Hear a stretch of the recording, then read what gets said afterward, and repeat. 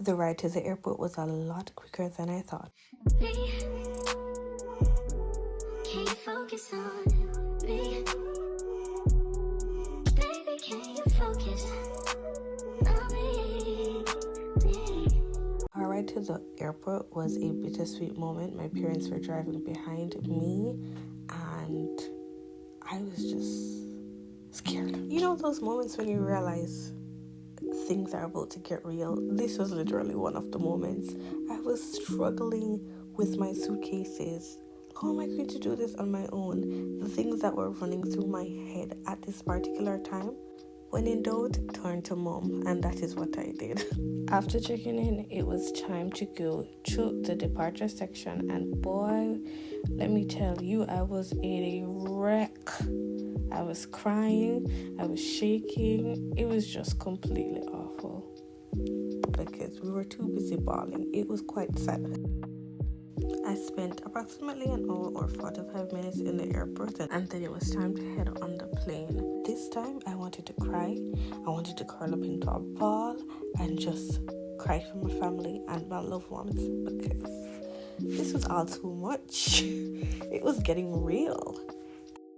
And then we were up in the air and I saw my lovely Jamaica. Between you and me, I did want to bawl, but I was in the airplane and I couldn't do that. I couldn't embarrass myself. So I wait. The plane had landed in Toronto and I had a layover of several hours. It was really giving unaccompanied minors, but grown. To get my serotonin levels a bit higher, I decided to do a little video of the signs and trees. I went and got a meal at the most familiar place, which was Subway. I was super exhausted and I was also thinking of where I could get a nap in the airport. After my sandwich and my little nap in the uncomfortable airport seats, it was time to head to British Columbia. At this point, the excitement started to kick in and this was just too surreal. I was in utter amazement. In Jamaica, we have the mountains, but no snow. I finally landed in British Columbia and it was time to go get my suitcases and wait on my driver that I booked in advance. Y'all, let me tell you something. When I stepped up that airport, it was so cold. It's like a cold I've never felt before, literally speaking. Believe me when I tell you, as a Jamaican that has parents that do everything for her, take her to and from destinations, finding my way through two large airports and navigating in a foreign land with no family around, it was absolutely scary and quite overwhelming. I was completely tired, but I eventually found my taxi. After reaching my destination safely, I cried several times, and from there, it was just getting settled in my new place of stay. A few days after, I went to the mall to just get a few things done.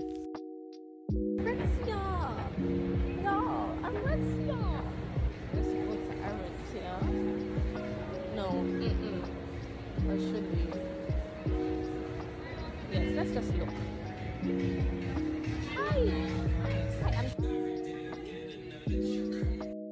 When I saw that the mall had an Aritzia, I was like, okay. So I decided after a while to check it out because I saw that this lady had on an Aritzia wool jacket and I just had to see if they had the same one and the variety too, as well as the sizes too, because I'm quite petite and I really love when my clothes fit me well enough. So with all the wool clothes I was seeing, I definitely had to try a few. So I tried this one and I tried others off camera, but the coat was really giving Olivia Pope. It was giving what it was supposed to give. From there, I went to the shoe store. Yeah, the shoe store is Browns, so I went there. And the size 5s were huge. I have petite, tiny feet, so finding shoes that fit me is really hard. So I had to try out a few stores.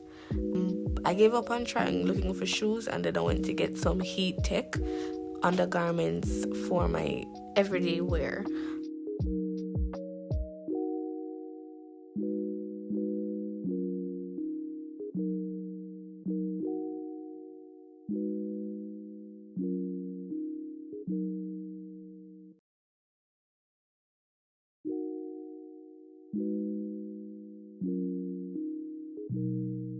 after sightseeing a bit, I headed on up to Zara. One of my main reasons for coming to Zara is because I saw on TikTok that they had boots for small feet. So I toured it a little bit, and it was a bit hard to find the shoes section, but it was shoes beneath the clothing. I found this one. It was really cute, but it had metal and it was not leather, and I needed a leather boot. So I left Zara and I went to, I believe it's Geox, Geox. They had really fabulous leather boots and a mixture of faux leather. So I got a kid's size 35 and an adult size 35.